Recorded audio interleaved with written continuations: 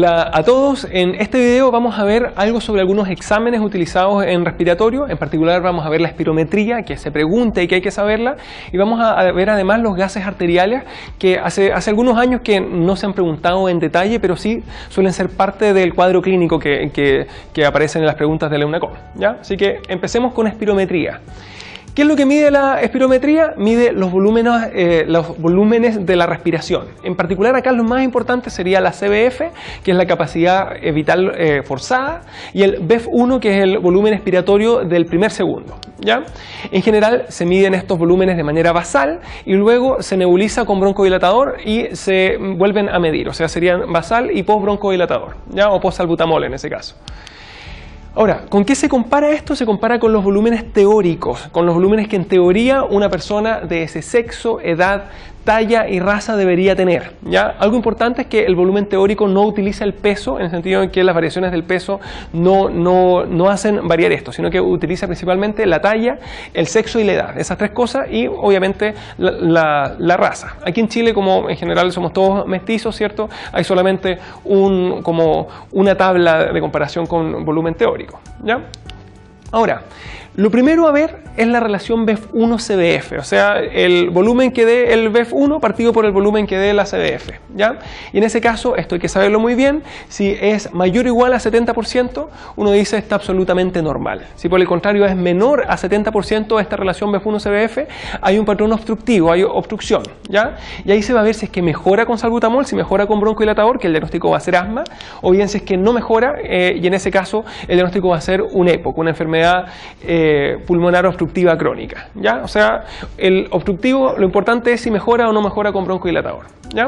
Ahora, aparte en el obstructivo y en particular para el EPOC, ¿ya? Uno va a ver la severidad con el BEF1, ¿ya? Con el BEF1 como porcentaje del teórico, o sea, la relación BEF1-CVF me hace el diagnóstico de un patrón obstructivo y el BEF1 como porcentaje del teórico me va a demostrar la severidad, ¿ya? Si es que está mayor o igual a 80% el BEF1, ¿ya? En ese caso uno dice sería un EPOC leve, ¿ya? Si está en cambio menor a 80 pero mayor a 50 sería moderado, si es mayor o igual a 30 severo, y si es que es menor a 30 en ese caso va a ser un EPOC muy severo, ¿ya? De hecho esa es la clasificación y hay que saberla, aunque la vamos a ver en detalle por si acaso cuando veamos EPOC, ¿ya? Ahora, en segundo lugar, después de haber visto la relación BEF1-CVF, uno ve la CVF sola como porcentaje del teórico, ¿ya? Si es mayor o igual a 80%, uno dice esto es totalmente normal. Si es que en cambio es menor a 80%, estamos frente a un patrón de tipo restrictivo, ¿ya? Por lo tanto, ¿qué es un patrón obstructivo? Una relación BEF1-CVF que sea menor a 70%. ¿Qué es un patrón restrictivo? Una CVF que es menor a 80% en cambio, ¿ya? Ahora, dentro de las causas de restricción de un patrón restrictivo está la fibrosis pulmonar, que es la clásica por si acaso, más la neumonía, más el cáncer, las atelectasias, el neumotórax, etc. O sea, en general, la gran mayoría de las alteraciones son de tipo restrictivo y la excepción son las obstructivas, que es el asma y el EPOC, ¿ya? Ahora, por si acaso, en general uno solamente le pide la espirometría a las enfermedades de tipo obstructivo, dígase al asma y al EPOC, ¿ya? O sea, en general la obstrucción es lo que al final y al cabo importa, ¿ya? Ahora, hablemos un poquito de gasometría arterial, ya de los gases arteriales. Por un lado, uno puede ver la función respiratoria, por otro lado, el equilibrio ácido-base, pero enfoquémonos en primer lugar en la función respiratoria. ¿Qué es lo que uno ve ahí? La presión arterial de oxígeno, eso es lo más importante. Habitualmente es mayor de 75 milímetros de mercurio, con eso ya es normal, eso es lo habitual en lugares muy altos, en donde la presión atmosférica es un poquito más baja. Sin embargo, en Santiago el valor clásico es que sea más o menos 100, ¿ya? O sea, una PaO2 de 100 es lo clásico aquí en Chile, ¿ya? Ahora, sepan esto, una saturación, ¿ya? El saturómetro, que no es lo mismo que la presión arterial de oxígeno, pero una saturometría de 90% equivale más o menos a una PaO2 de 60, o sea, una saturación de 90% o menos de eso, habitualmente una insuficiencia respiratoria, es un cuadro de hipoxia más o menos importante, ¿ya? Ahora, además de la PaO2 está la PaCO2, o sea, la presión arterial del CO2, que sepan ahí que el normal es entre 35 y 45 milímetros de mercurio. Si es que está baja, uno dice está hiperventilando. Si es que está alta, en cambio, está hipoventilando, ¿ya? Y cuando está demasiado alta, está mayor o igual a 50, en ese caso uno dice además hay una insuficiencia respiratoria por retención de CO2, ¿ya? Ahora, que quede esto bien claro, baja, o sea, hipocardia o hipocapnia es sinónimo de hiperventilación, ¿ya? En cambio, cuando está alta, o sea, hipercardia o hipercapnia es sinónimo de hipoventilación, ¿ya? Eso hay que saberlo, recordando que el número es de 35 a 45, ¿ya? Ahora, hablemos un poquito del concepto de insuficiencia respiratoria, ¿ya? En general, uno habla de una insuficiencia respiratoria como un diagnóstico gasométrico, como alteraciones en los gases arteriales. Y va a ser de tipo parcial cuando la PaO2 esté menor a 60 y solamente está alterada la PaO2. En cambio, va a ser una insuficiencia respiratoria de tipo global cuando, además de la PaO2 abajo de 60, tengo el CO2 arriba de 49, o sea, desde 50 o más, ¿ya? O sea, la respiratoria de tipo global, ya la insuficiencia respiratoria de tipo global tiene los dos gases alterados y muy alterados, o sea, el oxígeno y el CO2 en rango de insuficiencia, ¿ya? Ahora, algo importante es que todas las globales en general son por hipoventilación, en el sentido que hipoventilación era lo que causaba la hipercardia y la global por definición viene con hipercardia, así que es causada por hipoventilación en general, ¿ya? La tercera cosa que uno ve en los gases arteriales dentro de la función respiratoria es la diferencia alveolo-arterial, ¿ya? Que ahí uno calcula con una fórmula matemática que no vale la pena saberse la presión alveolar de oxígeno y le resta a eso la presión arterial de oxígeno, que es lo que aparece en el resultado del examen, ¿ya? Y si es que está normal, que lo normal es la edad partido por 3, uno dice no hay problema en el parénquima pulmonar. En cambio, si está elevada, o sea, si la diferencia alveolo arterial está aumentada, está mayor a la edad partido por 3, en ese caso uno dice habría alguna alteración en el parénquima pulmonar, como por ejemplo la neumonía, asma, EPOC, fibrosis pulmonar, alguna alteración pulmonar solamente, ¿ya? Por lo tanto, y este es como lo importante de esta diapositiva, si es que yo tengo una hipoxia, ¿ya? Con diferencia alveolo arterial normal, el problema no es pulmonar, sino que es un problema de ventilación. O sea, en general, las insuficiencias respiratorias globales, ¿ya? Las que son por hipoventilación, vienen con la diferencia alveolo arterial normal. En cambio, cuando tengo cualquier problema pulmonar ya probablemente tal, ya algún problema del parénquima, en ese caso se va a aumentar la diferencia alveolo arterial, ¿ya? Ahora, si yo tuviera las dos cosas, tengo una insuficiencia global más una diferencia alveolo arterial aumentada, quiere decir que estoy hipoventilando y además de hipoventilar tengo daño en el parénquima pulmonar, ¿ya? Esto suena muy teórico, muy denso, así que van a tener que volver a leerlo del resumen, en el sentido que es importante no confundirlo, aunque es bastante difícil por si acaso, ¿ya? Ahora, si eso era difícil, esto es mucho más difícil, el famoso equilibrio ácido-base. Ya vamos a intentar explicarlo de la manera más simple como para que esto se pueda entender, sabiendo que hay cosas que se pueden entender y otras que simplemente hay que saberlas de memoria, ¿ya? Empecemos. ¿Qué es lo que se ve en los gases arteriales, que se puede ver también en los gases venosos, por si acaso, como para determinar el equilibrio ácido-base? En primer lugar, pH. El normal del pH es 7,4 más menos 0,04, o sea, entre 7,36 y 7,44, ¿ya? Después uno ve el CO2, que ya dijimos que el normal es 40 más menos 5, o sea, entre 35 y 45, ¿cierto? Aparte de eso se ve el HCO3, el bicarbonato, ¿cierto? Que el normal es 24 más menos 2. Y finalmente está el base excess, ¿ya? O el exceso de base, que el normal es que sea 0, ¿ya? Más menos 2. Ahora, les adelanto, el base excess me muestra las alteraciones de tipo metabólico, ¿ya? Eso lo vamos a ver ahora, ¿ya? Empecemos, acidosis, ¿ya? La acidosis va a ser el pH obviamente que está bajo, que está ácido, que está menor a 7,36 y se clasifica en dos tipos, acidosis de tipo metabólica y acidosis de tipo respiratoria, ¿ya? ¿Cuáles son las causas de acidosis metabólica? Son muchas, hay algunos ejemplos solamente, la por diarrea, que es por pérdida de bicarbonato por vía fecal, la insuficiencia renal crónica o la acidosis tubular renal, que son por pérdida de bicarbonato por vía renal, ¿cierto? La cetoacidosis diabética, etcétera. En general, la gran mayoría son de tipo metabólico, ¿ya? Aparte de eso tengo las acidosis respiratorias, que estas son todas por hipoventilación, o sea, son por las causas de insuficiencia respiratoria global en general.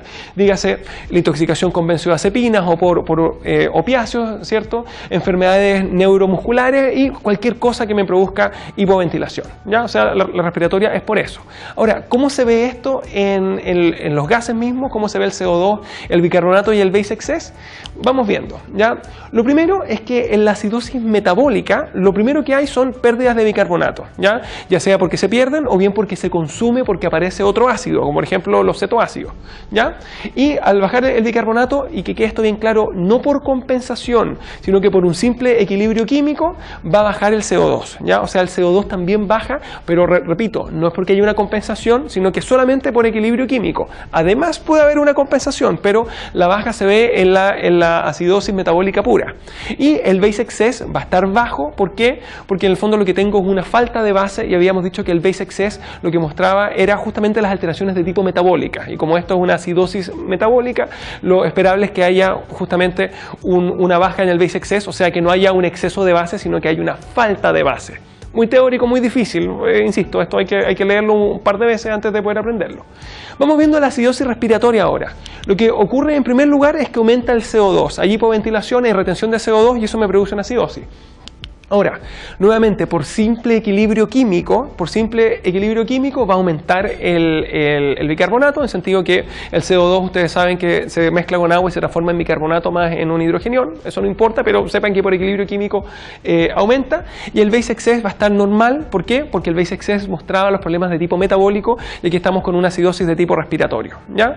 O sea, hay que saberse los valores normales y hay que saber identificar acá si es una acidosis de tipo metabólico o respiratoria, dependiendo si las cosas suben o bajan, ¿ya? Ahora, en el caso de la alcalosis, el pH va a estar arriba de 7,44 y recuerden que también puede ser de tipo metabólica o respiratoria, y como ejemplos, dentro de la metabólica están los vómitos, en los cuales yo pierdo ácido, el ácido clorhídrico del estómago, ¿cierto?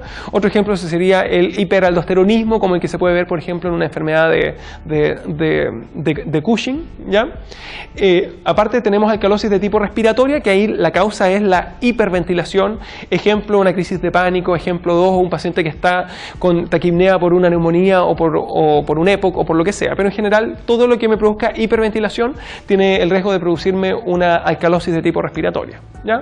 Ahora, ¿cómo se ve esto nuevamente en los exámenes? ¿Ya?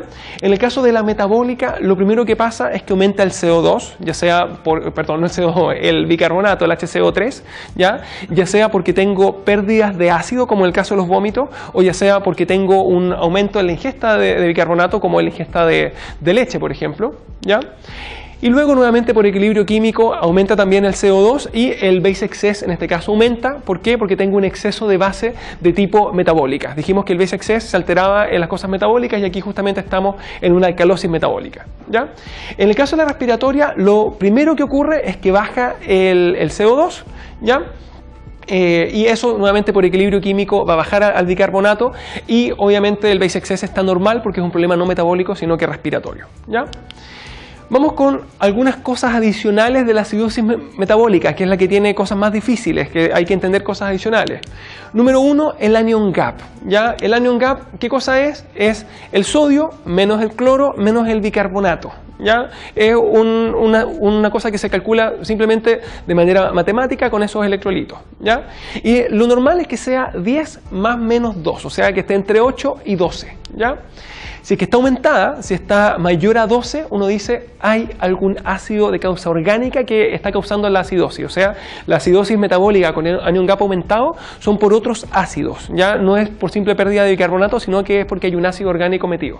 Ejemplo, la cetoacidosis diabética, la acidosis láctica, la acidosis por etanol o por metanol, ¿ya? Y la acidosis por una intoxicación por salicilatos o por aspirina. Y en este caso, bueno, habría cetoácido, ácido láctico, ácido acetilsalicílico, etcétera, habría un ácido orgánico aumentando justamente el anion gap. O sea, mayor a 12 serían esas las causas, ¿ya?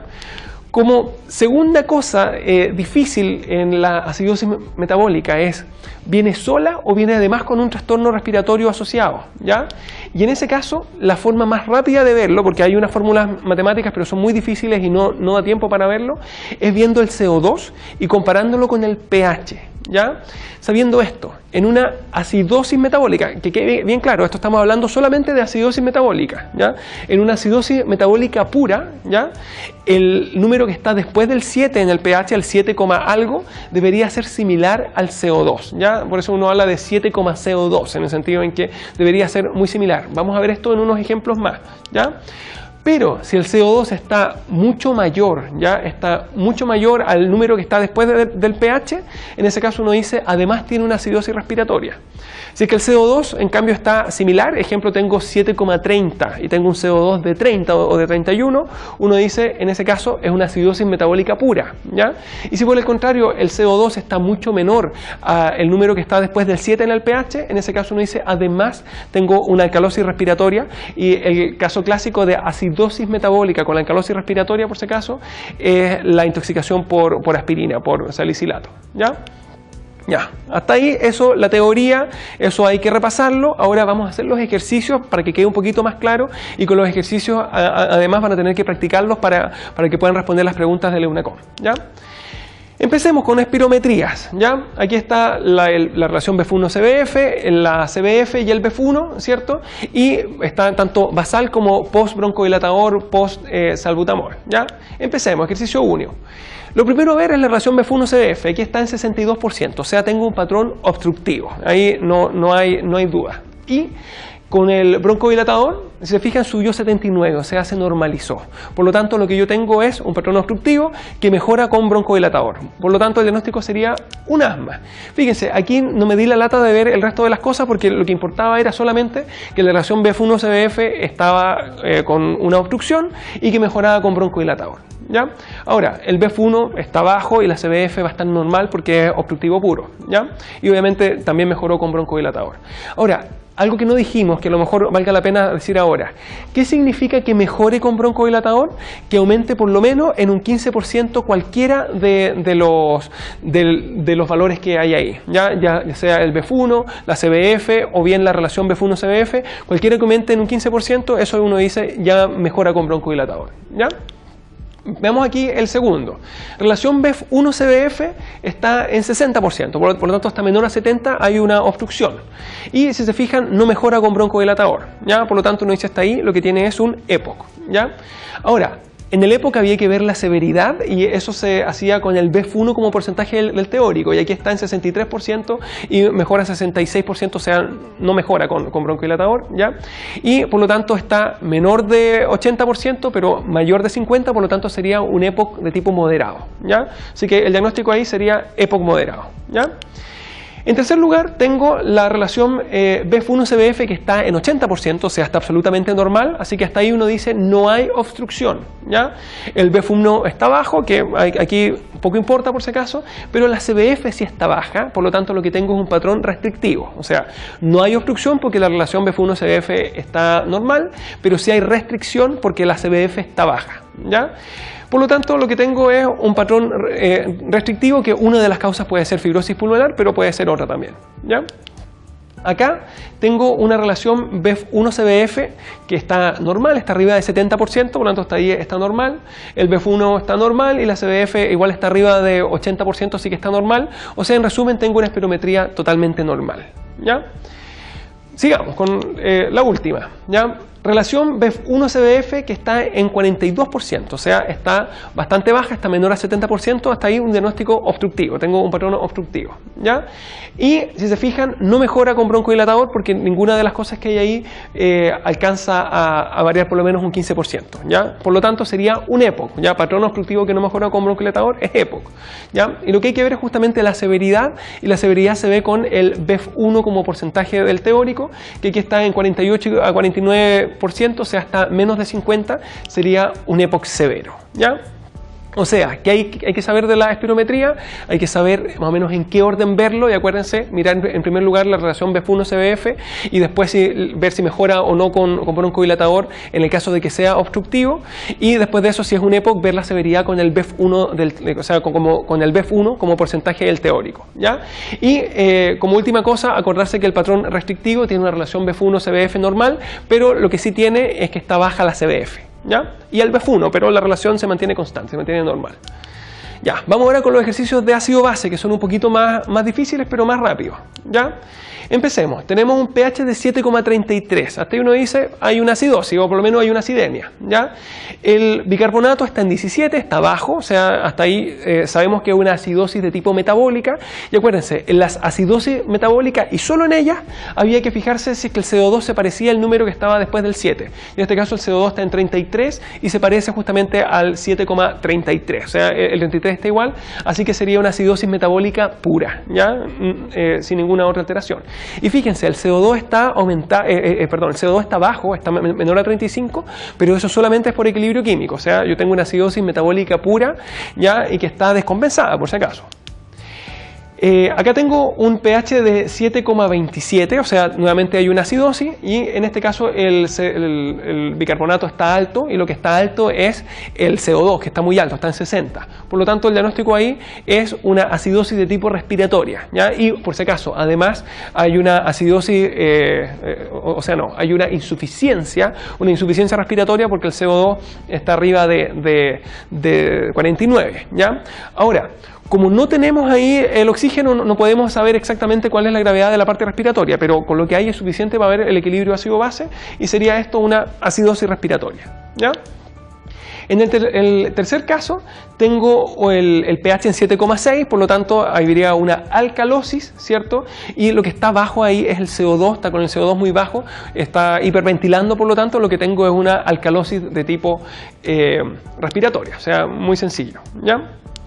En el siguiente tengo el pH en 7,4, por lo tanto tengo una acidosis otra vez, ¿ya? Vemos el bicarbonato que está en 10, o sea, está muy bajo, sin duda hay una acidosis de tipo metabólica, ¿ya?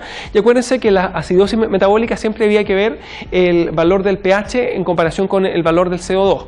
Y aquí el pH está en 0,4, está en 4, y el CO2 está en 38, o sea, está mucho más alto que el 4, ¿ya? Por lo tanto uno dice, a pesar de que el CO2 está normal, ahí igual hay una acidosis de tipo respiratoria. Por lo tanto, habría una acidosis mixta, acidosis metabólica por el bicarbonato bajo, más la acidosis respiratoria porque el CO2 está mucho más alto que este número después del 7, está mucho más alto que el 4. ¿Se fijan? Es un poco difícil, ¿ya?